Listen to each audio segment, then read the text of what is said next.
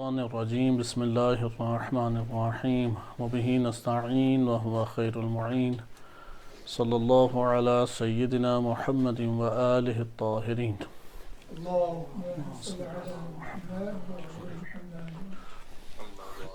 الکافی سے کتاب الایمان والکفر آپ کی خدمت میں پیش کی جا رہی تھی۔ اس میں موجود مختلف ابواب اور اس پہ موجود احادیث میں ہم نے ایک باب کتاب الایمان والکفر میں ختم کیا جس کا عنوان تھا تفکر، اور ہم نے گزشتہ درس میں احادیث مبارکہ کے ضمن میں ملاحظہ کیا کہ تفکر در حقیقت ان چیزوں کے بارے میں کرنا ضروری ہے کہ جس سے معرفت الہی حاصل ہو۔ ہر وہ امر کہ جس کے بارے میں تفکر کیا جائے اور اس سے معرفت الہی حاصل نہ ہو، یا اس سے انسان کے لیے ایک دینی امر حاصل نہ ہو، وہ تفکر سے مراد وہ تفکر نہیں ہے جو احادیث میں وارد ہوا ہے۔ اگرچہ اس کو ہم ایک نوع تفکر کہہ سکتے ہیں، لیکن احادیث مبارکہ میں جس تفکر کی تشویق دلائی گئی ہے اور جس کی ترغیب دلائی گئی ہے، اس سے مراد وہ تفکر ہے کہ جو دین اور اللہ سبحانہ وتعالیٰ کی معرفت کا باعث بنے۔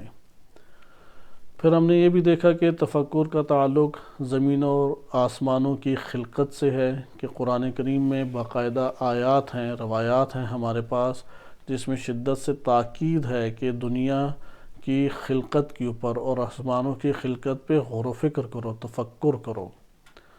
اسی طریقے سے وارد ہوا ہے کہ تفکر کے ذریعے سے قرآن کو سمجھو۔ ایک دفعہ قرآن صرف آپ تلاوت کے ذریعے سے پڑھتے ہیں، ایک دفعہ قرآن کریم کے نقوش اور خطوط اور الفاظ کو آپ حفظ کرتے ہیں۔ اس کے اوپر اللہ نے اپنی رحمت کے سبب ثواب رکھا ہے، لیکن حاصل انسان کو اپنے باطن میں کچھ نہیں ہوگا، کیونکہ قرآن واضح طور پہ بیان فرماتا ہے افلا یتدبرون القرآن ام علی قلوبہم اقفالھا، کیا یہ قرآن میں تدبر نہیں کرتے یا ان کے دلوں میں تالے لگے ہوئے ہیں۔ اسی طرح اللہ سبحانہ وتعالیٰ کی صفات اور افعال پہ تفکر کا درس دیا گیا ہے، اور اس طرح سے ہمارے پاس دیگر امور تھے۔ انسانی عیوب، ہر انسان اپنے نفس میں موجود عیوب کے اوپر تفکر کرے، لہذا یہ جو تفکر کے مجاری یا تفکر کے موارد ہیں، اس کے اوپر ہماری سابقہ گفتگو گزر چکی ہے۔ علامہ طباطبائی رحمۃ اللہ علیہ اور اس طرح دیگر بزرگان نے ذکر کیا ہے کہ انسان اگر انسانیت کی منازل طے کرنا چاہتا ہے اور سیر و سلوک کا سفر کرنا چاہتا ہے، تو اس سفر میں اس کے دو پر ہیں۔ ایک پر کا نام فکر ہے یا تفکر، اور دوسرے کا نام ذکر ہے۔ اسی بیان سے استفادہ کرتے ہوئے ہم اگلا چیپٹر جو شروع کر رہے ہیں وہ ذکر الہی سے مربوط ہے۔ یعنی اگر انسان اپنے وجود میں موجود خزانوں کو برملا اور فعلاً حاصل کرنا چاہتا ہے، کیونکہ اللہ تعالیٰ نے ہر نفس کے اندر کئی انواع و اقسام کے خزانے دفن کیے ہیں جو فطرت کے ہمراہ ہم اپنے لے کے آئے ہیں۔ یعنی ہماری فطرت میں، یا اگر نہج بلاغہ کی زبان سے بات کی جائے، دفائن العقول ہیں، ہماری عقول میں یا نفوذ میں اللہ تعالیٰ کے دفینے موجود ہیں، خزینے، گنجینے موجود ہیں۔ ان کو ہم نے نکالنا ہے، نکھارنا ہے۔ جیسے زمین کے اندر بہت ساری معدنیات موجود ہیں، ہم نے ان معدنیات کو نکال کے اپنی زینت کا اور زندگی بسر کرنے کا اسے ذریعہ بنانا ہے۔ جس طرح اگر یہ معدنیات نہ نکلے، آج پیٹرول نہ نکلے، تو پوری دنیا جام ہو کے رہ جائے گی۔ فضائی طور پہ، زمینی طور پہ، بحری طور پہ ساری چیزیں پیٹرول کے اوپر چل رہی ہیں۔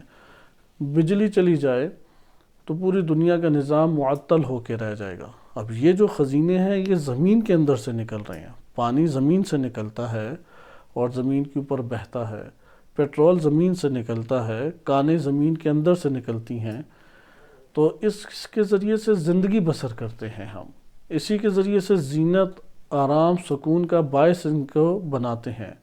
اسی طرح زمین نفس کی بھی ایک زمین ہے، یہ مبالغتاً یا کنایتاً نہیں، حقیقتاً نفس ہی زمین بنے گا۔ برزخ کی حقیقت کیا ہے؟ ہر انسان اپنے نفس کے ساتھ مشغول ہے۔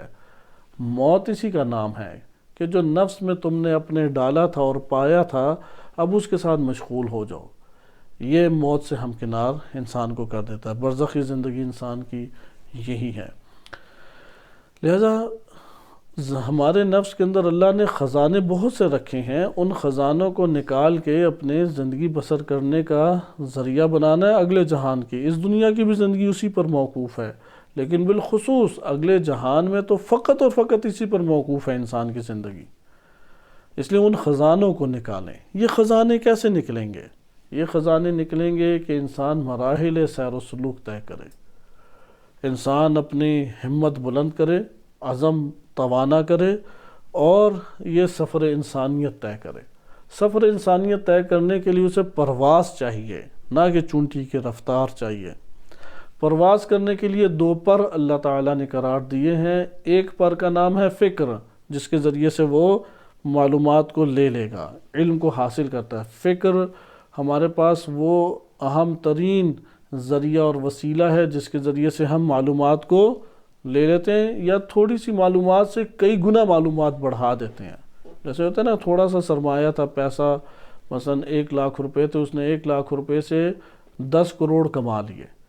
فکر اسی کمائی کا نام ہے کہ پاس جو معلومات ہمارے آئیں وہ مثلا 10,000 روپے کے مساوی تھیں، لیکن فکر کی تجارت ہم نے ایسی کی کہ اس کے ذریعے سے 10 کروڑ بنا لیے۔ لہذا فکر انسان کے لیے ضروری ہے۔ دوسرا انسان کے پاس پر ہے ذکر۔ ہم انشاءاللہ تعالی بتوفیق الہی احادیث مبارکہ کی روشنی میں اب ذکر کو اپنے دروس میں ملاحظہ کریں گے۔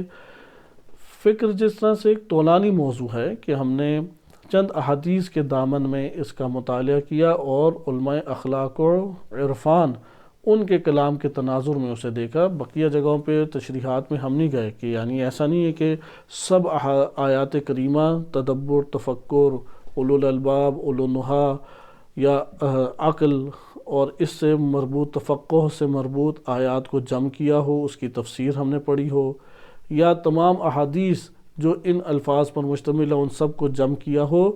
ہم اس طولانی راہ سے تھوڑا کنارہ کش ہو کے صرف کتاب الایمان والکفر میں احادیث جو تھیں انہیں اپنے مورد نظر قرار دیا، اور ان کو سمجھنے کے لیے اضافی احادیث کو ہم نے دیگر کتب سے مطالعہ کیا، اور ان کی جو شرح ہے وہ شارحین کافی کے، جو اصول کافی کے شارحین ہیں، جیسے ملا صالح مازندرانی رحمۃ اللہ علیہ، علامہ مجلسی رحمۃ اللہ علیہ، یا اسی طرح ملا صدرہ رحمۃ اللہ علیہ، ان کے بیانات سے اخذ کیں، اور بقیہ ہم نے عرفاء کی کتب سے ان کے کلام کو دیکھا، اور ایک نصیحت کے طور پہ، ہدایت اور رہنمائی کے طور پہ ان باتوں کو اخذ کیا۔ بقیہ مطالعات کر کے آپ اس میں اپنے طور پہ اضافہ کر سکتے ہیں۔ اب ہم آ جاتے ہیں ذکر کے مورد پہ۔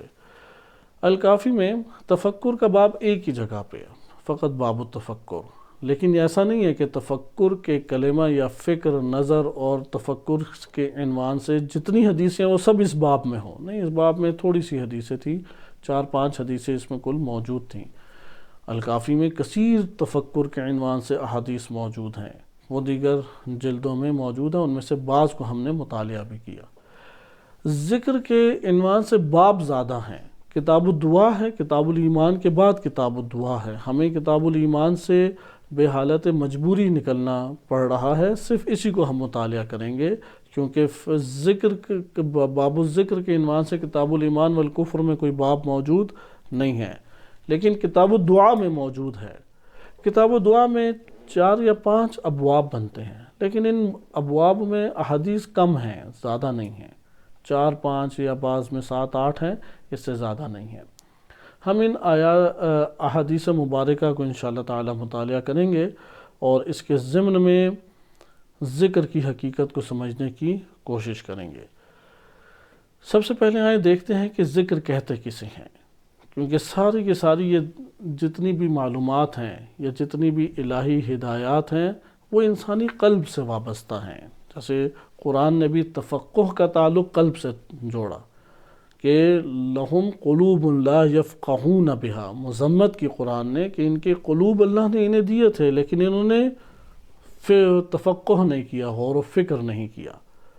اور جس کے پاس یہ قلب موجود تھا اور غور و فکر نہیں کیا، قرآن کا فیصلہ ہے اولئک کالانعام بل ہم اضل، کہ یہ مویشی ہیں بل مویشیوں کی مانند ہیں، بلکہ ان سے بھی پستر ہیں، کیونکہ مویشیوں کو تو یہ اللہ نے نعمت نہیں دی۔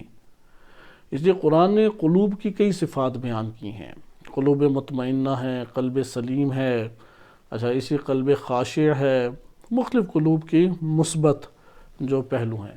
اسی طرح قلب کے منفی پہلو بھی بیان کیے ہیں، مثلا قلب لاہی ہے، لہو لعب میں مشغول۔ لہو لعب سے مشغول سے مراد یہ ہے کہ جس مقصد کے لیے اللہ نے اس دنیا میں اسے خلق کیا تھا، اس کے ساتھ اس نے اپنے نفس کو مشغول ہی نہیں کیا۔ یہ صرف پیسہ کمانے میں، دنیا میں سیر و تفریح کرنے کے لیے، محفل جمانے کے لیے، ادھر ادھر کی سیر کرنے کے لیے ہر ٹائم اسی میں مشغول رہا۔ لاہویات کہتے ہیں کہ جو آپ کے ہدف سے ہٹا دیتی ہیں چیزیں، آپ کا اس میں مشغول ہو جانا، بے شک وہ اپنے طور پہ حرام کام نہ ہو لیکن لاہو ہو جائے گا۔ مثلا آپ ایک کام کرنا چاہتے ہیں، آپ کا کام ہے کہ آپ سکول جائیں، سکول میں پڑھنے کے لیے جائیں، راستے میں دیکھتے ہیں کہ ایک بوڑھا کسان جو ہے وہ کھیت پہ کام کر رہا ہے، آپ نے جا کے اس کی مدد کر دی اور سکول نہیں گئے، تو یہ لاہو کہلائے گا، اگرچہ آپ نے مدد کی، کیونکہ آپ کا ہدف کیا تھا؟ آپ کا ہدف سکول جانا تھا۔ مثلا وقت جہاد آیا، وہ مسجد میں سجدوں میں جا کے پڑھ گئے، ادھر تو حرام کام کیا اگر کوئی جہاد سے فرار کرے، کہ اس کے لیے جب وقت جہاد ہے تو اس ٹائم مسجد میں نہیں کھڑے ہو کے قیام کی حالت میں نماز رکوع سجود شروع کر دینے، ضروری ہے کہ وہاں پہ دفاع کا اپنا آپ ایک مقصد حل کریں۔ آپ کا اس عبادت میں مشغول ہونا لاہویات کہلائے گا۔ قلب لاہی ہے، قلب لاہی وہ ہوتا ہے کہ لا یعنی چیزوں سے انسانی نفس کا وابستہ ہو جانا، اس کی خصوصیات قرآن نے بیان کی ہیں۔ ایک قلب قاسی ہے، یہ میں صرف ان دو قلبوں کا نام اس لیے عرض کر رہا ہوں، ذکر کے بارے میں جو آیات روایات ہیں وہ ان دو کو نتیجہ دیتی ہیں کہ جو ذکر نہیں کرتا اللہ کا، وہ ان دو قلبوں کا شکار ہو جاتا ہے، یا اس کا قلب لاہی ہے، لاہویات کا شکار ہے اس کا نفس، یعنی اپنے خیالوں میں بھی اپنے ہی مال آل اولاد، اپنے نفس، اپنے گھر بار، اپنے کام کاج، اسی کے ساتھ وابستہ ہے، دوسروں کی ٹوں میں لگا ہوا ہے، دوسروں کی باتیں دہرا رہا ہے، اپنے نفس کو اس نے لا یعنی چیزوں میں مشغول کیا ہوا ہے۔ لعب کہتے ہیں کہ انسان کا غیر عقلائی کام میں مشغول ہو جانا، اسے کہتے ہیں کھیل کود میں مشغول ہونا۔ غیر عقلائی کام جب بھی ہوگا وہ کیا کہلائے گا؟ لعب کہلائے گا۔ مثلا اگر حتیٰ کہ کوئی باڈی بلڈنگ کرتا ہے، کوئی فٹ بال کھیلتا ہے، کوئی کرکٹ کھیلتا ہے، آپ کہیں گے کوئی حرام کام کر رہے ہیں؟ کہیں گے حرام کام نہیں کر رہے، مقصد کیا ہے اس کام سے؟ اگر مقصد غیر عقلائی کام ہے، آپ کہیں گے کہ یہ لعب ہے، مذمت اس کی وارد ہوئی ہے۔ اگر با مقصد ہے کہ میں اپنے بدن کو تر و تازہ کرنا چاہتا ہوں تاکہ وظائف انجام دوں، میں یہ قوت حاصل کرنا چاہتا ہوں کہ اپنے صحت کے ساتھ زندگی بسر کروں، یا میں اپنے دفاع کے لیے اپنے بدن کو مضبوط کرنا چاہتا ہوں، مختلف اسباب، عقلائی اسباب ہیں، خوب یہ لعب جو ہے پھر لعب نہیں کہلائے گی۔ وَإِلَّا کیا ہے؟ لَهُ لعب، اسی نے انسان کے دل کو اللہ کی یاد سے غافل کر دیا ہے۔ لاہی، قلب لاہی کا ترجمہ کیا جاتا ہے غافل دل۔ غافل دل، غافل دل کب ہوتا ہے؟ کیونکہ قلب تو بغیر مشغول ہوئے رہ نہیں سکتا۔ اسی لیے علامہ حسن زادہ آملی رحمۃ اللہ علیہ بہت عظیم شخصیت گزری ہیں کہ اگر انہی کے آثار کو انسان پکڑ لے اور ان کی تشریحات پہ غور و فکر کرے تو اس سیر و سلوک کی منازل کو بتوفیق الہی اپنی استطاعت کے مطابق طے کر سکتا ہے، کیونکہ جس کے کئی طبیب ہوتے ہیں اس کا کوئی علاج نہیں ہوتا۔ جو اپنے لیے ایک طبیب کو قرار دیتا ہے اور بقیہ طبیب کی بھی معلومات رکھتا ہے لیکن ایک کو اپنے لیے رہنما قرار دیتا ہے، یہ چل سکتا ہے۔ جو اس کو چلانے والے 10 بندے ہوں تو پھر وہ ان 10 کے اندر تقسیم اور منتشر اور متفرق ہو کے رہ جاتا ہے، کچھ بھی نہیں بن پاتا۔ انشاءاللہ تعالی یہ ہم اپنی جگہ پہ پڑھیں گے کہ استاد کا نظریہ سیر و سلوک میں اس کے اوپر چند اقوال ہیں، صرف ایک قول نہیں ہے۔ اگر ایک بندے کو اپنی زندگی میں کوئی ایسا معتبر استاد فراہم ہوتا ہی نہیں ہے کہ جس کی گواہی معاشرے کے معتبر افراد بھی دیں اور اس کا نفس بھی اس پر راضی ہو، تو اس کا یہ مطلب نہیں ہے کہ وہ سیر و سلوک کی منازل طے ہی نہیں کر سکتا، یہ قطعاً مطلب نہیں ہے، لیکن اس کو اپنی جگہ مطالعہ کریں گے۔ ان میں سے ایک قول یہ ہے کہ جو بزرگ شخصیات گزری ہیں اور ان کی کتابیں موجود ہیں، ان کے فرامین اور ان کی رہنمائی موجود ہے، آپ اس کو اس وقت تک استاد قرار دے سکتے ہیں کہ جب تک آپ کو حضوراً استاد نہیں مل جاتا، آپ اس کو استاد قرار دے سکتے ہیں۔ بہرحال اسی ضمن میں یہ ایک بات آئی، آیت اللہ حسن زادہ آمولی رحمۃ اللہ علیہ فرمایا کرتے تھے، ان کے جو شاگردان ہیں، بزرگ شاگردان، وہ اس کو کئی دفعہ کوٹ کرتے ہیں کہ قرآن کریم میں اللہ تعالیٰ کا ایک اسم وارد ہوا ہے کہ لا تأخذہ سنۃ ولا نوم، اللہ سبحانہ و تعالیٰ کو نہ اونگ آتی ہے نہ نیند آتی ہے، یعنی اللہ تعالیٰ کی ذات جو ہے نا اصلاً ایک ذرہ فارغ نہیں رہنے والی، نہ غفلتوں کا شکار ہوتی ہے، نہ سہو و نسیان کا شکار ہوتی ہے، نہ بھول جاتی ہے، نہ بھلایا جا سکتا ہے، نہ چیزیں اس کے اوپر جم ہو کے اس کی توجہ کو بٹا سکتی ہیں، اور نہ اس کے لیے سمجھ اور فہم جو ہے وہ ایک چیزوں میں مشکل پیدا ہو جاتا ہے، ایسا نہیں ہے۔ کئی قسم کی آوازیں وہ اللہ تعالیٰ کو آوازیں سننے سے معنی نہیں بن جاتی کہ اب اسے سمجھ ہی نہیں آ رہی، کیونکہ کئی آوازیں ہوں تو ہمیں نہیں پتہ لگتا، لیکن اللہ سبحانہ وتعالیٰ کی ذات قادر ہے، قدیر ہے، علیم ہے، خبیر ہے۔ یہ اسم ہے لا تأخذہ سنۃ ولا نوم، اس کا مظہر جو ہے وہ نفس انسانی ہے۔ انسانی نفس بھی نہیں کبھی سوتا، انسانی نفس وہ کبھی بھی نہیں سوتا، جب سے خلق اللہ تعالیٰ نے کیا ہے نفس انسانی کو یہ سوتا نہیں ہے، اسے بھی اونگ نہیں آتی۔ بدن ہے کہ جس کے اوپر نیند طاری ہوتی ہے، بدن ہے جس کے اوپر موت طاری ہوتی ہے، نفس تو موت کا ذائقہ چکھتا ہے، نفس تو کبھی نہیں مرتا، روح انسانی کبھی نہیں مرتی، روح انسانی یا نفس انسانی وہ موت کا ذائقہ چکھے گی۔ بدن ہے کہ جو مر گیا، بدن ہے جس کے اوپر نیند طاری ہوتی ہے، بدن ہے جس کے اوپر اونگ طاری ہوتی ہے، لہذا جب بدن سے اس کا ارتباط ضعیف ہو جاتا ہے یا کٹ جاتا ہے تو نفس پھر اپنے ساتھ مشغول ہو جاتا ہے، اس لیے حالت مشغولیت میں ہے وہ۔ انسان جب سوتا ہے تو سونے سے کیا مراد ہے، اس کا بدن سے ارتباط کیا ہے، وہ اس کا مختصر ہو گیا۔ اس سے ہمیں یہ بات پتہ لگتی ہے کہ اگر نفس لاہی ہے، غافل ہے، تو اس کا یہ مطلب نہیں ہے کہ وہ نفس جو ہے وہ سو گیا ہے تو اس وجہ سے وہ غافل ہو گیا، نہیں، اس کا یہ مطلب ہے کہ اس نفس جو ہے وہ مشغول لا یعنی چیزوں پہ ہو گیا ہے، بے مقصد چیزوں پہ، بے ہدف چیزوں پہ، جن سے مشغول ہونا اس کے لیے سازگار نہیں تھا، ان کے ساتھ مشغول ہو گیا، یہ غفلت کہلاتی ہے۔ لہذا ذکر الہی میں جب نفس نہیں مشغول ہوگا تو نفس غافل کہلائے گا، پھر وہ اللہ تعالیٰ اسے اس طرح سے دنیا اور دنیا کے چکروں میں مبتلا کر دیتا ہے کہ اللہ اپنے ذکر کی طرف اسے آنے ہی نہیں دیتا۔ قرآن کریم نے دوسرا ایک اور قلب ذکر کیا ہے، قلب قاسی۔ قلب قاسی ہوتا ہے، قساوت کہتے ہیں سختی کو، شقاوت اور قساوت قریب لفظ ہیں۔ جب ایک سرزمین ایسی سخت ہو جائے کہ اس کے اندر جو بھی کوشش کر لیں اندر نہ چیز ڈلے، ایسی اس نے سرزمین اپنی سخت کر لی، اسے کہتے ہیں قاسی القلوب، اس کے اندر قساوت بھر گئی ہے۔ اس لیے دلوں کو نرم کرنے کی ضرورت ہے، اور اس کے وظائف اہل بیت علیہ السلام نے رہنمائی فرمائے ہیں، ہدایت دی ہیں ہمیں۔ مثلاً ایک طبی نسخہ روایات میں وارد ہوا ہے کہ دال زیادہ کھایا کرو، دالیں دل کو نرم کرتی ہیں، خصوصاً مسور کی دال انبیاء علیہ السلام کی پسندیدہ اور مرغوب غذاؤں میں سے تھی کہ اسے دل کو نرم کرتے۔ دل کا نرم ہونا وہ معیوب چیز نہیں ہے، خوب ہے، ہاں ایسی چیز کہ جس میں وہ تفرید کا شکار ہو جائے، ایمان کے دائرے سے باہر آنے لگ جائے، وہ منفی چیز ہے، لیکن دل کا نرم ہونا منفی چیز نہیں، نرم کرنا پڑتا ہے۔ قسی قلب کب ہوتا ہے؟ ایک تو دفعہ ہمیں کہا جاتا ہے گوشت کھاؤ تو دل قسی ہو جاتا ہے، یہ لازمہ ضروری نہیں ہے، تو گوشت کھائیں گے تو دل قسی ہو جائے گا، لیکن ایک جگہ پہ لازمہ ہے، جب اللہ کا ذکر نہیں ہوگا تو دل قساوت آنا شروع ہو جائے گی، ادھر لازمہ ضرور ہے، ادھر امکانات ہیں، ادھر آپ نے اپنے لیے تھوڑی مشقت بڑھا لی، مثلا گوشت کی آپ نے تعداد کو بہت بڑھا لیا تو اپنے لیے تھوڑی سی زحمت بڑھا لی، اللہ ضروری نہیں ہے جو گوشت زیادہ کھاتا ہے دل بھی اس کا قسی ہو، لازم نہیں ہے، لیکن اس کے لیے مشکل ایجاد ہوتی ہے۔ لیکن جو اللہ کے ذکر سے غافل ہو اس نے تو قساوت اپنے اندر بھر دی۔ یہ دو کلمات خصوصی طور پہ آپ کو دیکھنے کو ملیں گے انشاءاللہ تعالی، اسے ہم آگے دیکھتے ہیں۔ آئے ہم آغاز کرتے ہیں کلمہ ذکر کی تحقیق سے۔ کلمہ ذکر کیا ہے، اور آج ہم محدثین کے کلام سے استفادہ کریں گے، اور علامہ حسن زادہ آملی رحمۃ اللہ علیہ کے کچھ کلام سے بطور تذکر و نصیحت و وعظ انشاءاللہ تعالی کچھ کلام مطالعہ کریں گے۔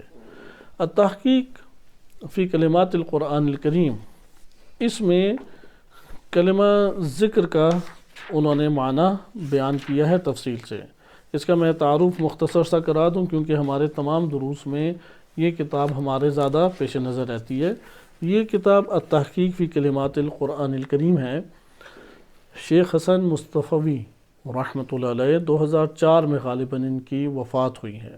بہت عظیم شخصیت ہے اور ایک عارف شخصیت تھی، اور کئی زبانوں پہ عبور تھا، مثلا انگلش کے اوپر، عبرانی پہ، فرانسیسی زبان پہ، عربی پہ، فارسی کو جانتے تھے۔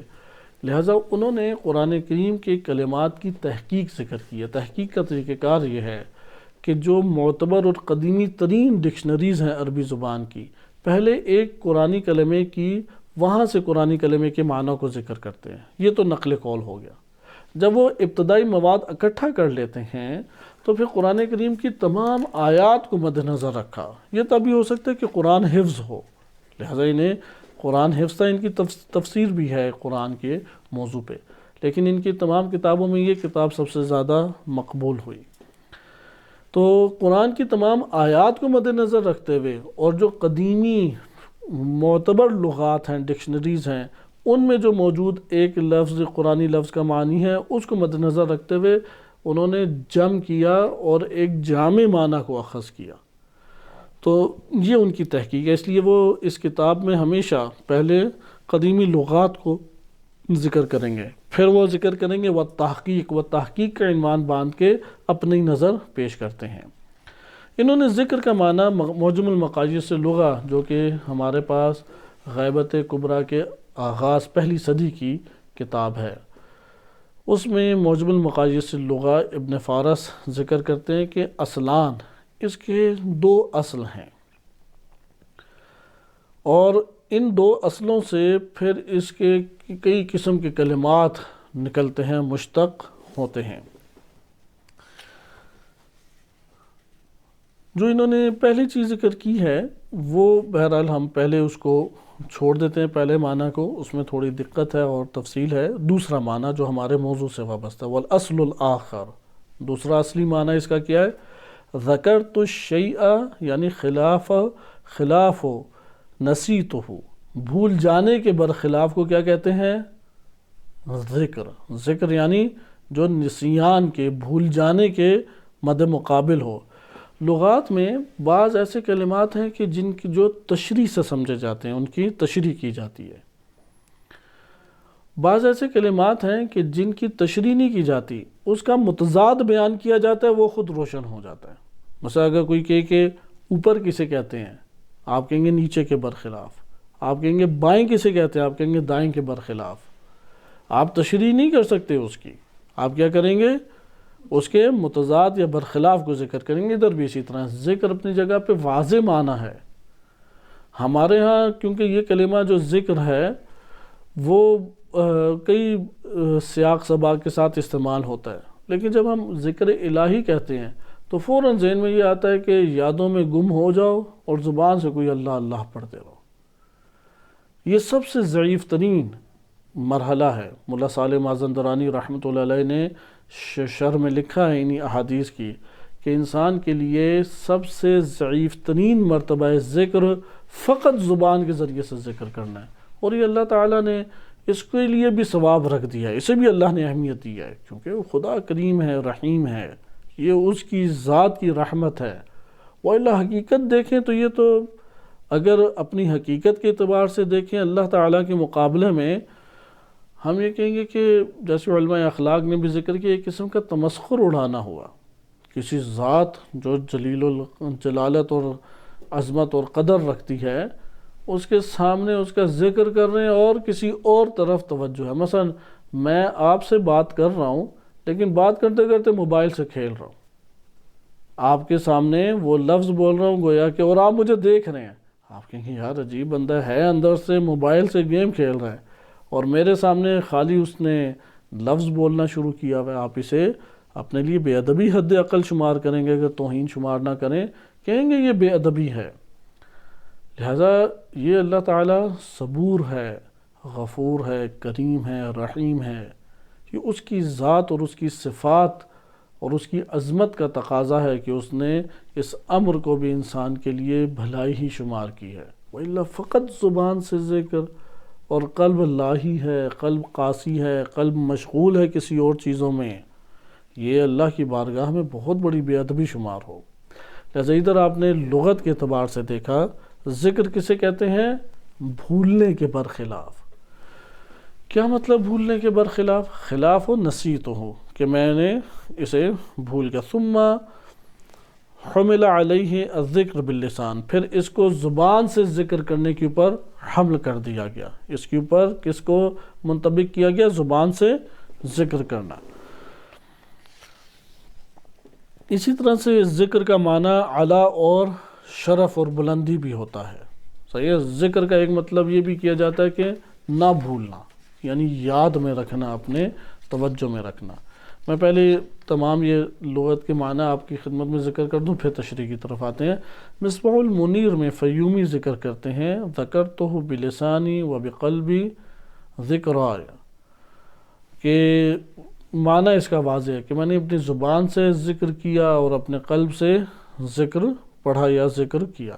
کوئی خاص انہوں نے اس کی مزید تشریح نہیں کی، اور کہا کہ ذکر کا معنی اپنے طور پر واضح ہے۔ لسان العرب میں ابن منظور ذکر کرتے ہیں کہ ذکر کا مطلب ہے الحفظ للشیء، ایک شے کی حفاظت کرنا کیا کہلاتا ہے؟ ذکر کہلاتا ہے۔ اسی طریقے سے زبان پہ کسی شے کو جاری کرنا کیا کہلاتا ہے؟ ذکر کہلاتا ہے۔ آپ نے اپنی زبان پہ کسی شے کو جاری کیا، گویا کہ آپ نے اس شے کا ذکر کیا۔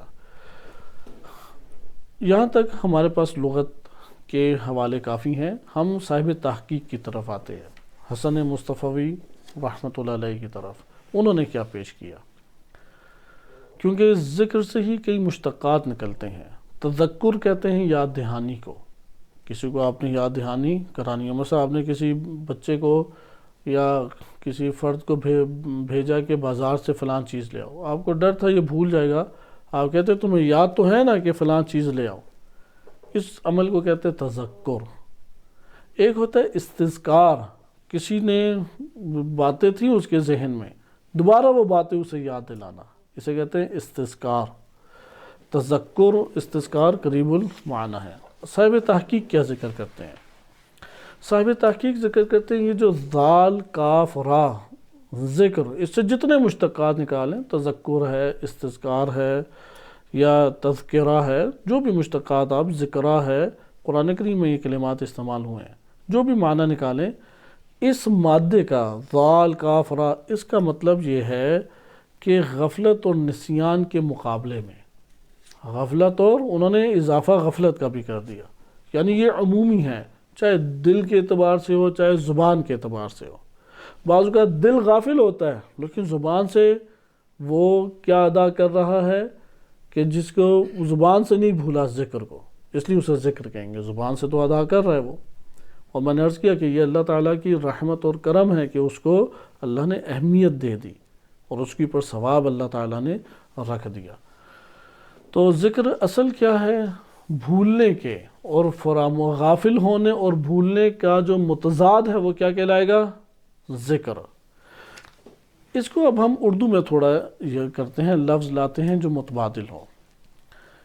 انسان جس چیز کے ساتھ مشغول ہوتا ہے، اس مشغول ہونے کو ہم تشریحاً کہہ سکتے ہیں کہ یہ ذکر ہے، تشریحاً ہم اسے، یہ حقیقت ذکر ہے۔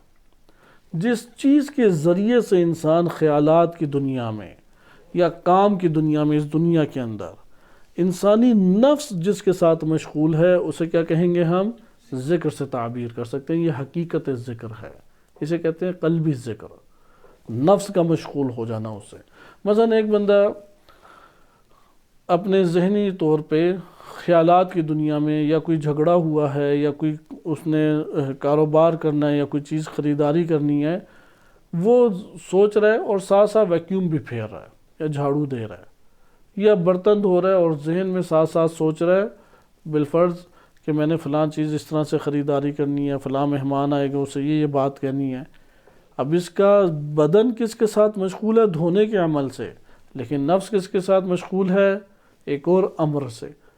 نفس جس کے ساتھ مشغول ہے وہ کہلائے گا ذکر، لیکن اس کو آپ تھوڑی تعمیم دے دیں، عمومیت دے دیں، تو آپ کہیں گے زبان پر آپ جس کو جاری کرتے ہیں یہ لسانی ذکر ہوگا۔ اس لیے پھر اس کی تقسیم کر دی گئی کہ ذکر کی ایک قسم ہوتی ہے جو لسانی ہے، زبانی ہے، قلقلہ لسانی بھی اسے کہتے ہیں، اردو میں رائج کلمات میں سے ہے کہ صرف زبان سے ہی تم ادا کرتے رہتے ہو، اس کو ہم کہیں گے لسانی ذکر۔ اور ایک ہے قلب کا مشغول ہونا۔ قلبی ذکر کیا کہلاتا ہے؟ قلب کا، انسانی نفس کا مشغول ہو جانا۔ انسان اپنے نفس میں جس چیز کے ساتھ مشغول ہے وہی اس کا ذکر ہے، اور ذکر ہی کی دنیا میں اصل میں انسان زندگی بسر کرتا ہے۔ مثلا اگر آپ ایک بہترین جگہ پہ، ایک بہترین کمرے میں، آرام دہ ماحول میں، ایک بہترین خوراک اور غذا جو آپ کو مرغوب ہے اس کے سامنے بیٹھے ہوں، لیکن آپ کا نفس جو ہے وہ ایک خوف کا احساس کر رہا ہے کہ وہ مثلا گرفتار ہونے والا ہے یا اسے پکڑنے والا ہے یا اس کو فلاں بیماری لاحق ہونے والی ہے، یہ ساری کی ساری فضا جو اس کے جسم کو آرامش دے رہی ہے اور سکون پہنچا رہی ہے، وہ اس کو کوئی فائدہ دے گی؟ یا وہ اپنے آپ کو اس سارے کے سارے بہترین ماحول اور آرام دہ وسائل زندگانی کے باوجود اپنے آپ کو ایک تنگی کا احساس پا رہا ہے، گھٹن کا احساس پا رہا ہے؟ اس سے آپ کو پتہ لگ جائے گا ہر انسان حقیقت میں وہ جو زندگی بسر کرتا ہے وہ ذکر کے دائرے میں زندگی بسر کر رہا ہے۔ کوئی ذکر مال کر رہا ہے تو مال کے دائرے میں، اسے نہیں پرواہ کہ وہ کہاں اٹھ رہا ہے کہاں بیٹھ رہا ہے۔ کوئی اگر خانوادے اور گھر بار کے درمیان زندگی بسر کر رہا ہے، ہر ٹائم اسے پریشانی ہوگی، اچھا میرا بچہ وہاں پہ ہے، ابھی اسے لینے جانا ہے، گھر میں یہ مسئلہ ہے، اس کو یہ کہنا ہے، اسی کے دائرے میں زندگی بسر کر رہا ہے، اسے آس پاس کا کچھ خیال ہی نہیں ہوگا۔ نہ نرم سیٹ اسے کوئی آرام دے رہی ہے، نہ مرغوب اور اچھی غذائیں اس کے معدے میں کوئی لذت کا احساس پیدا کر رہی ہیں، کیونکہ وہ ٹینشن اور فکر ایسی چیزوں کے اوپر کر رہا ہے، اس کا نفس مشغول ایسی چیزوں میں جو اسے تنگی کا باعث بن رہا ہے۔ لہذا اگر آپ اس طور پہ غور و فکر کریں تو واقعتاً انسان وہ فقط ذکر کے دائرے میں زندگی بسر کرتا ہے۔ وہ ذکر کس چیز کا کرتا ہے یہ الگ چیز ہے، لیکن جس چیز کا ذکر کر رہا ہے اسی کے ہمراہ زندگی بسر کر رہا ہے۔ اس لیے نفس کی زندگی حقیقی معنی میں ذکر کے اوپر موقوف ہو جاتی ہے، حتیٰ کہ آپ اس چیز کا احساس کریں۔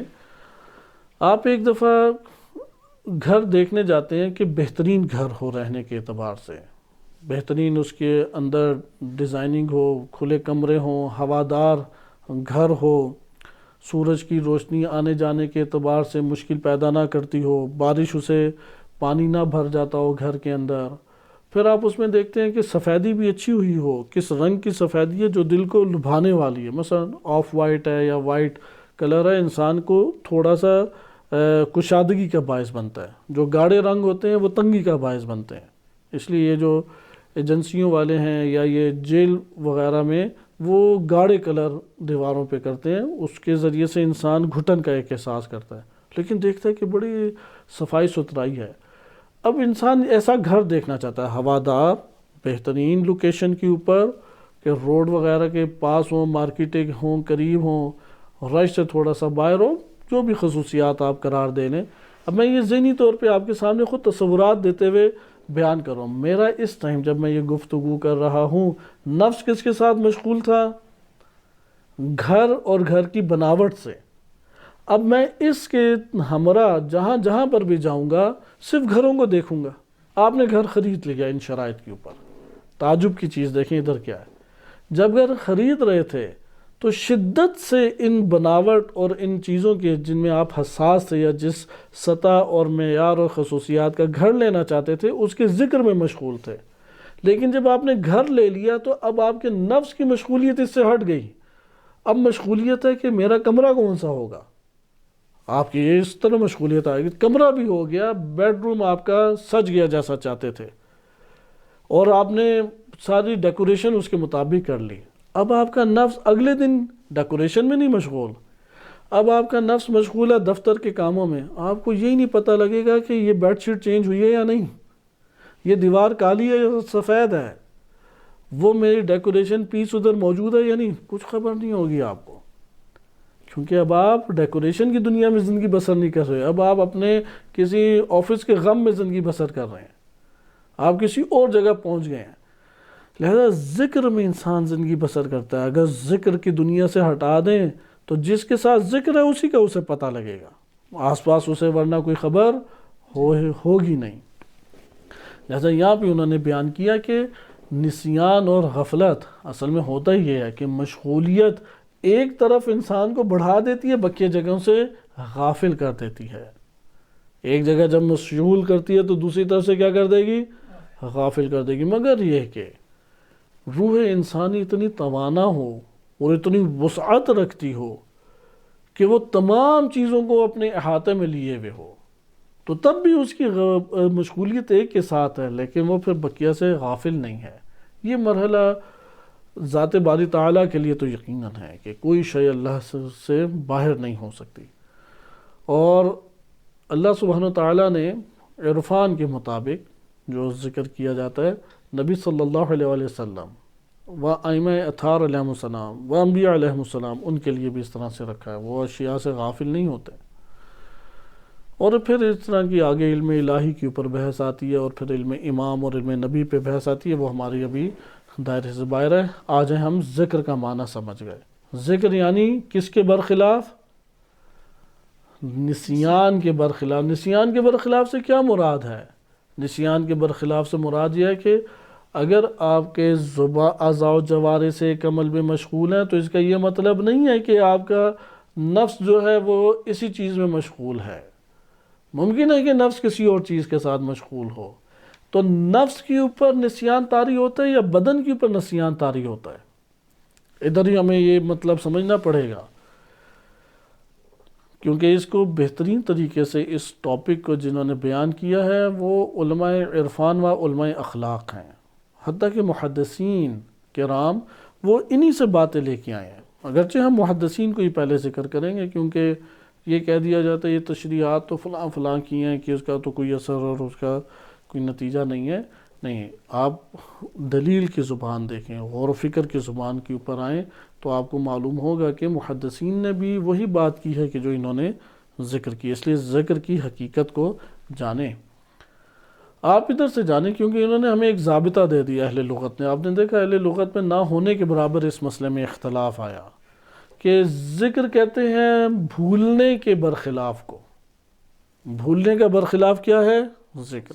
اب میں تھوڑا سا توجہ کر کے اپنے زندگی پہ، اپنے امور زندگانی کے اوپر توجہ کر کے اس مطلب کو قریب اپنے ذہن کے کرتا ہوں۔ وہ کس طرح سے ہم کریں گے؟ نسیان جو ہے وہ بدن پر طاری ہوتا ہے یا روح انسانی پر طاری ہوتا ہے؟ نفس بھول جاتا ہے یا بدن بھول جاتا ہے؟ نفس بھولتا ہے۔ نیند والا مسئلہ نہیں ہے، نیند بدن کو آتی ہے، اس لیے مرنے کے بعد کوئی نیند نہیں ہے، صحیح ہے؟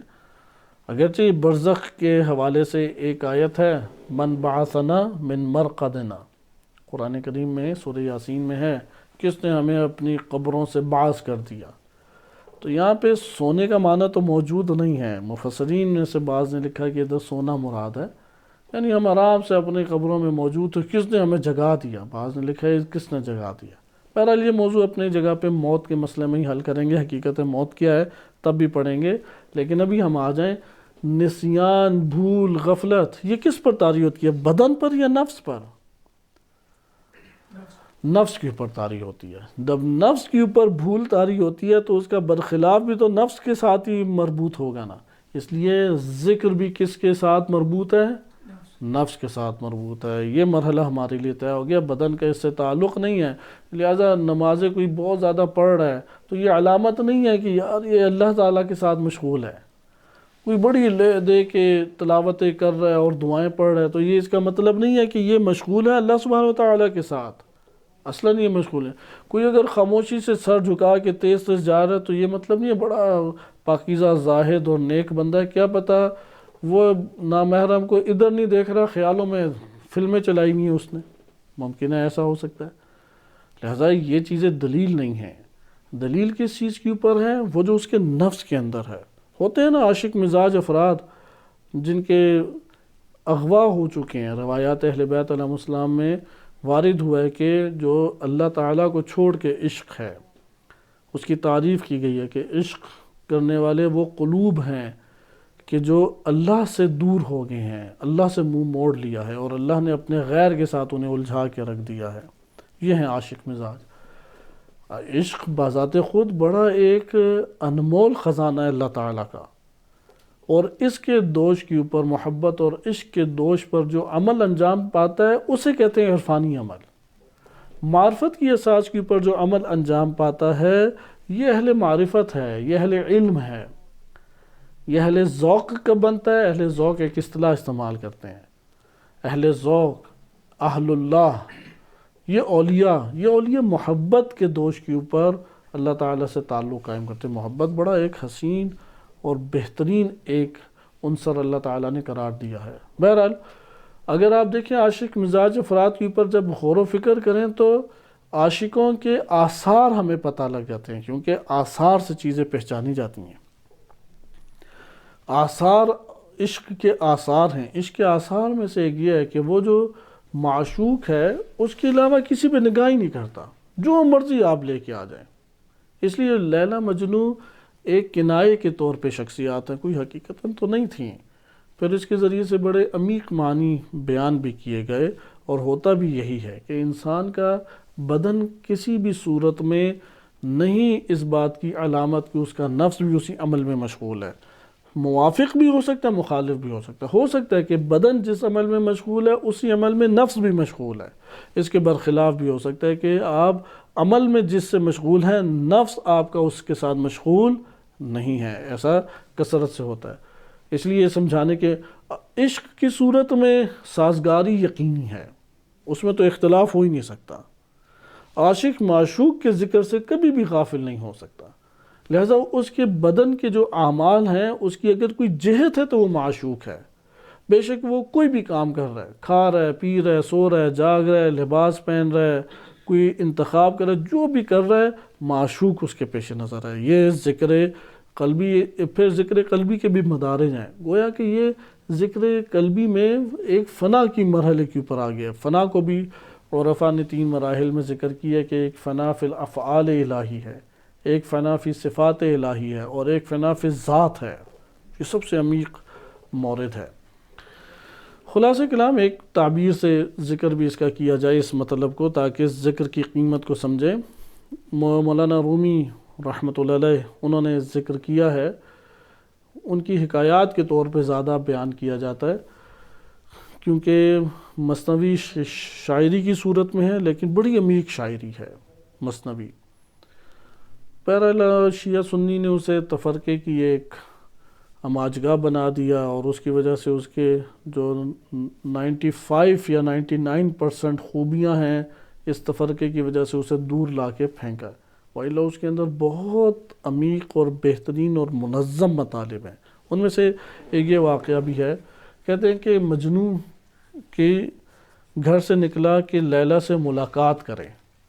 لیلا کی طرف وہ نکل کھڑا ہوا. اس سے ہمیں یہ پتہ لگے گا کہ ہمارے اندر محبت، کیونکہ محبت تو عنصر ہے سب کے پاس، وہ محبت کس سے ہے اس کا محاسبہ کرنا ضروری ہے. بہت ضروری ہے کہ کس سے محبت ہے اسے.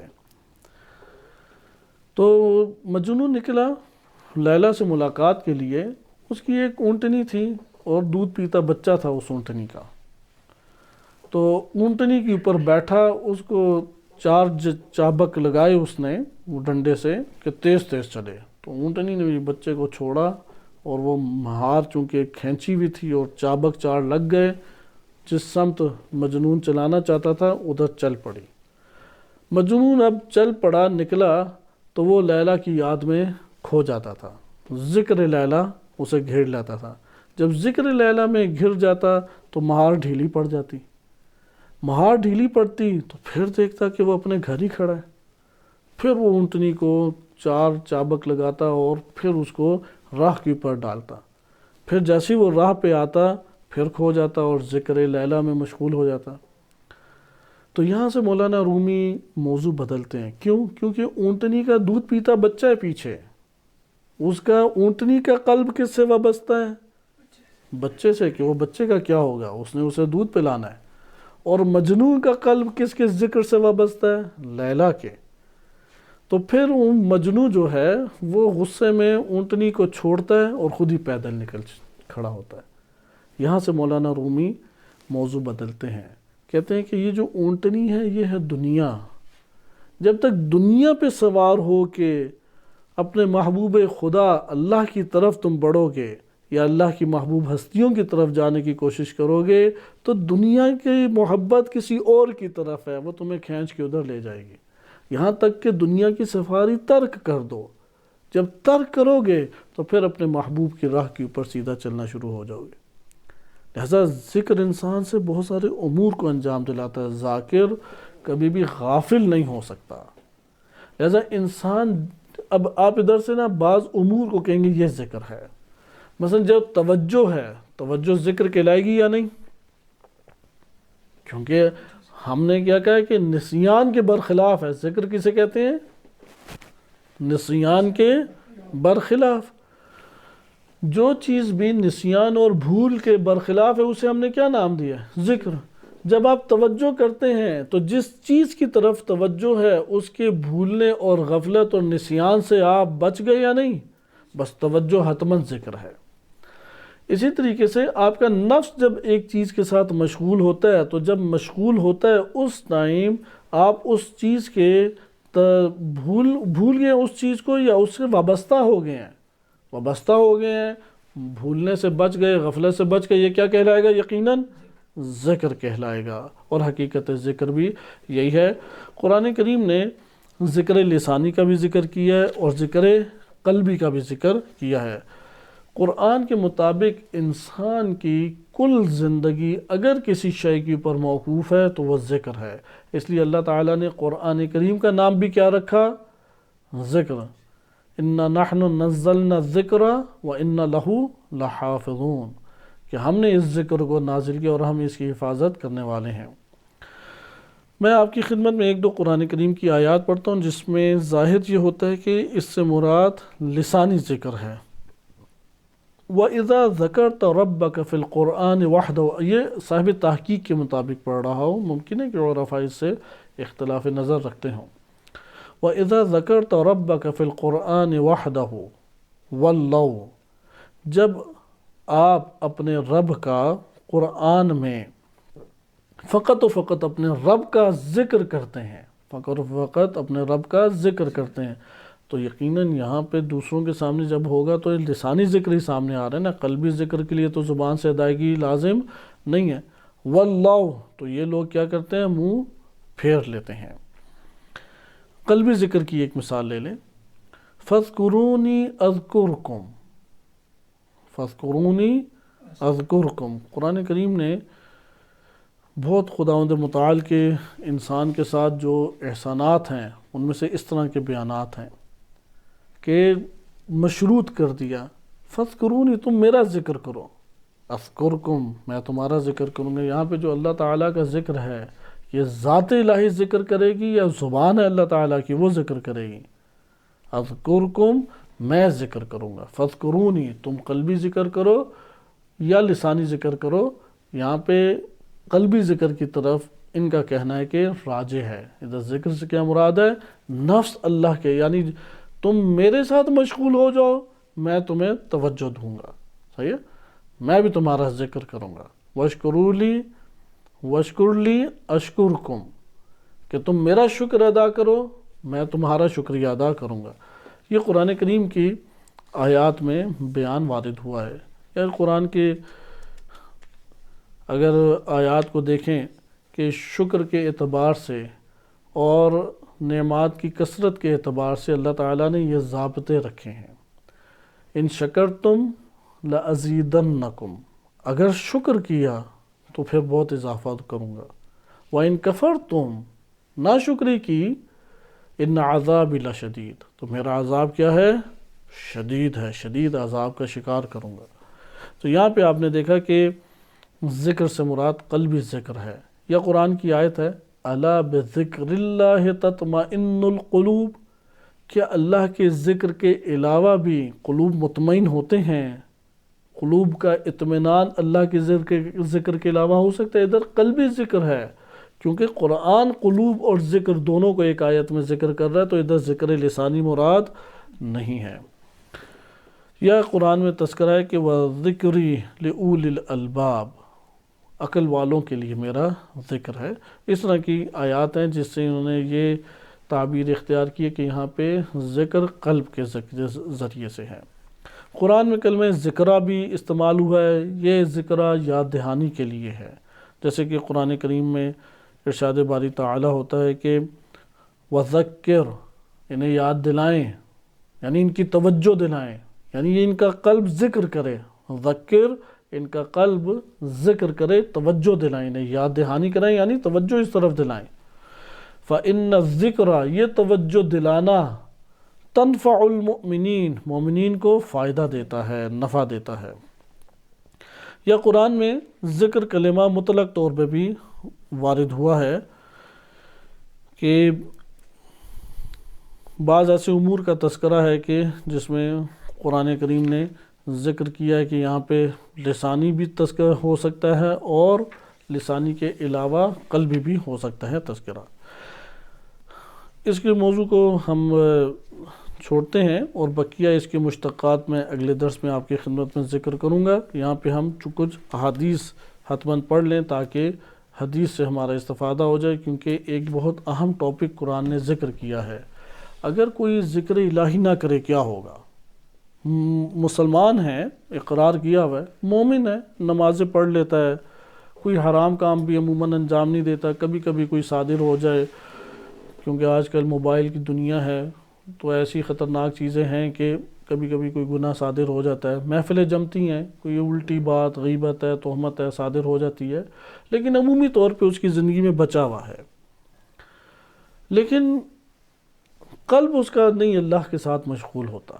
قلب خیالات کی دنیا میں پرواز کر رہا ہے، قلب کاروبار میں پڑا ہوا ہے، گھر بار میں پڑا ہوا ہے، جاب ہے، صحت ہے، اپنے نفس ہے، دوسروں کے عیوب ہیں، اپنے عیوب ہیں، گھر کی مشکلات ہیں، کوئی بھائی کی مشکل پیش آ گئی، بچے کی مشکل، عجیب سی ایک ہو، بہرحال مشغول ہے، اس کا نفس ہے کاملاً گناہوں سے بچا ہوا، اکثر اس کا نا جو کہہ لیں 80% گناہوں سے بچا ہوا، 20% ہو جاتے ہیں، استغفار کر لیتا ہے۔ ندامت کو روایات معتبرہ میں صرف نادم اور پشیمانی کو ہی توبہ کہا گیا، اور حقیقت بھی یہی ہے۔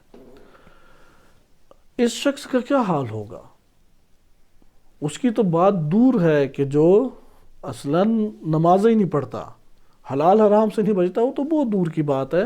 ہم اپنے اس دائرے میں آ جائیں کہ عام زندگی بسر کر رہا ہے، چائے شائے پی، گھر والوں کے ساتھ بیٹھ کے کھانا کھایا، کوئی مہمان آئے گپ شپ لگائی، آفس گیا یا کاروبار کیا، اور کوئی گھر کے اس نے امور انجام دیے جیسے نان نفقہ کے امور ہوتے ہیں، لیکن قلب اس کا دے پاتا ہے کہ میں اللہ سے کہاں مشغول ہوا، میں نے اللہ سے کہاں باتیں کی، کہاں احساس کیا کہ میں اللہ کے سامنے حاضر ہوں، کہاں اللہ قرار دیتے ہوئے میں نے اس سے گفتگو کی، اے اللہ میں تجھ سے گفتگو کرتا ہوں، کہاں یہ نہیں اس نے کیا۔ ایسے شخص کا کیا حال ہوگا؟ قرآن نے ذکر کیا اور بڑے سخت الفاظ ہیں قرآن کے، اس کو انشاءاللہ اگلے درس میں ہم پڑھیں گے۔ یہاں پہ میں من باب تبرک الکافی کی روایت پڑھ دیتا ہوں، کیونکہ آیت اللہ حسن زادہ آملی رحمۃ اللہ علیہ کا بھی ایک بیان کرنا ضروری تھا، کہ جس میں بڑی خوبصورت، میں اس کی پہلی لائن پڑھ دیتا ہوں لیکن تشریح اگلے درس میں آئے گی۔ شرط بسیار مہم، کہ بہت اہم ترین، بسیار مہم یعنی بہت اہم ترین شرط کس کے لیے؟ تاثیر اذکار و ادعیہ و اوراد، کہ ذکر، دعاؤں اور ورد کے لیے اگر آپ تاثیر ان کی حاصل کرنا چاہتے ہیں، اگر ورد، اذکار، دعاؤں کی تاثیر حاصل کرنا چاہتے ہیں تو اس کے لیے ایک بہت اہم شرط ہے، اور وہ جو اہم شرط ہے وہ کیا ہے؟ وہ کہتے ہیں وہ نظائر ہائے طہارت انسان است، وہاں ہم شرط کیا ہے انسان اندر سے پاک ہو، طاہر ہو۔ کہتے ہیں صرف لقلقہ لسانی سودی نہ بخشد، کوئی خاص فائدہ نہیں دے گی لقلقہ زبانی، آپ زبان سے سبحان اللہ الحمدللہ الحمدللہ لگے رہیں، کہتے ہیں کوئی خاص فائدہ نہیں ہوگا، بلکہ مبادہ موجب قساوت و بعد ہم بشوت۔ ممکن ہے کثرت لقلقہ زبانی کی صورت میں کثرت سے سبحان اللہ الحمدللہ یہ پڑھتے رہیں، لیکن دل آپ کا قسی ہو جائے، قاسی القلوب ہو جائیں، اور اللہ سے آپ دور ہو جائیں، کیونکہ ذکر عاری از فکر است، کیونکہ یہ جو ذکر ہو رہا ہے وہ کیا ہے؟ فکر سے عاری ہے، یعنی قلب بے حضور ہے، قلب میں حضور کوئی نہیں ہے۔ اس لیے ذکر کی بعض نے تعریف یہ کی ہے کہ حاضر، کسی شے کو اپنے وجود میں حاضر پانا، وہ جس کے سامنے حاضر ہیں، حضور سے انہوں نے تعبیر، کہتے ہیں جو ذکر فکر سے عاری ہوتا ہے وہ در حقیقت وہ قلب ہے جو بے حضور ہے، حاضر نہیں ہے جس کا ذکر کر رہا ہے۔ وقلب بے حضور چراغ بے نور است، اور یہ جو بے حضور قلب ہے جس کے اندر حاضر ہی نہیں ہے، غافل قلب ہے، یہ وہ چراغ ہے جس میں روشنی نہیں ہے، بجھا ہوا چراغ ہے بڑا روشن ہو سکتا تھا لیکن نور نہیں ہے۔ وہ شخص بے نور از ادراک حقائق دور است، اور جو شخص بے نور ہے جس کا چراغ ہی بجھا ہوا ہے وہ حقائق کو درک کرنے سے بہت دور ہے۔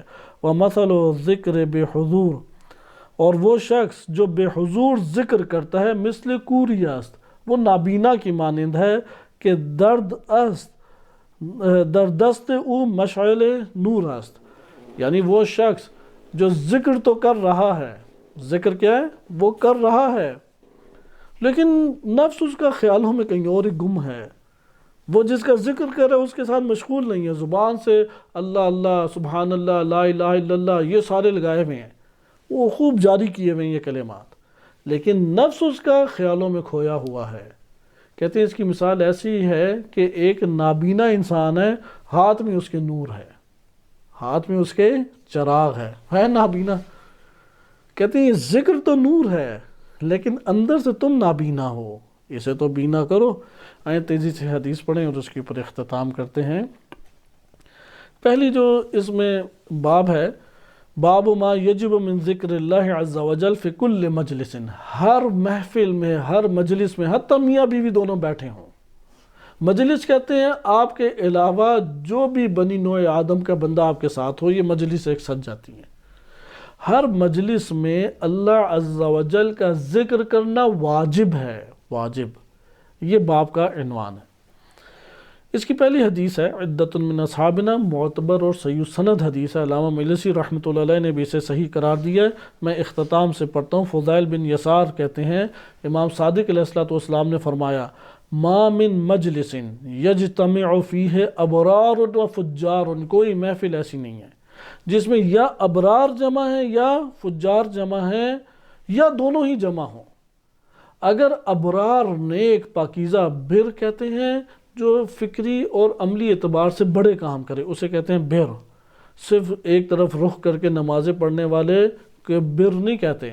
لیس البر ان تولوا وجوہکم قبل المشرق والمغرب، بر کا تعارف قرآن نے خود کرایا ہے کہ جو بڑے بڑے اعتقادات اور افکار کا مالک ہو اور بڑے حوصلے والے امور زندگانی میں امور انجام دیتا ہو، جیسے والموفون بعہدہم اذا عاہدوا، کہ ہمارے لوگوں کا یہی عنوان ہے کہ جو عہد و پیمان باندھا اسے وفا کر کے دکھاتے ہیں۔ عہد و پیمان باندھنا تو آسان ہے، وفا کرنا مشکل ہے۔ والموفون بعہدہم اذا عاہدوا، جب وفائے عہد کریں تو تب بر بنتا ہے، بر کو انجام دے تو بار کہلاتا ہے، بار کی جمع آتی ہے ابرار، اور احادیث معتبرہ میں آیا کہ ابرار فقط خالص شیعوں کو کہتے ہیں، یعنی بر خالص شیعہ کے مترادف کلمہ ہے۔ ادھر وہ بیان کر رہے ہیں کہ ابرار بھی اگر ایک جگہ پہ جمع ہوں یا فجار ایک جگہ پہ جمع ہوں، فَيَقُومُونَ عَلَى غَيْرِ ذِكْرِ اللَّهِ، اور وہ اللہ کے ذکر، اللہ عز و جل کے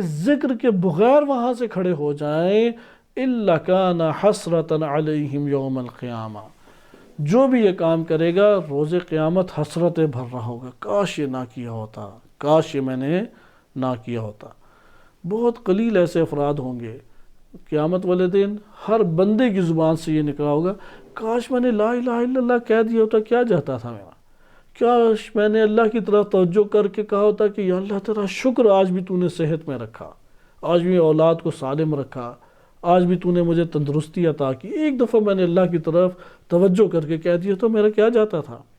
کوئی شخص ایسا نہیں ہے روز قیامت حسرت نہ کر رہا ہو۔ علامہ مجلسی رحمۃ اللہ علیہ اس کے ضمن میں لکھتے ہیں کہ اگرچہ شیخ یعقوب کلانی رحمۃ اللہ علیہ نے وہاں پہ باب باندھا ہے ما یجب من ذکر اللہ، واجب ہے کہ اللہ کے ہر مجلس میں اللہ کے ذکر سے جو کیا جائے۔ حسرتاً علیہم، کہ حسرت ہوگی تو حسرت اسی کی ہوگی کہ جو نہیں کرنا چاہیے تھا وہ کر بیٹھے، جو کرنا چاہیے تھا وہ ترک کر بیٹھے۔ تو کہتے ہیں ادھر لا يدل علی الوجوب، یہ وجوب کے اوپر تو دلالت نہیں کرتا لیکن ندامت اور پشیمانی پہ دلالت کرتا ہے۔ بقیہ خوبصورت چند نکات علامہ مجلسی رحمۃ اللہ علیہ نے اسی حدیث کی تفسیر میں شرح میں بیان کیے ہیں مرآت العقول میں، وہ انشاءاللہ اگلے درس میں آپ کی خدمت میں ذکر کی جائیں گے۔ اور صلی اللہ علی سیدنا محمد وآلہ الطاہرین۔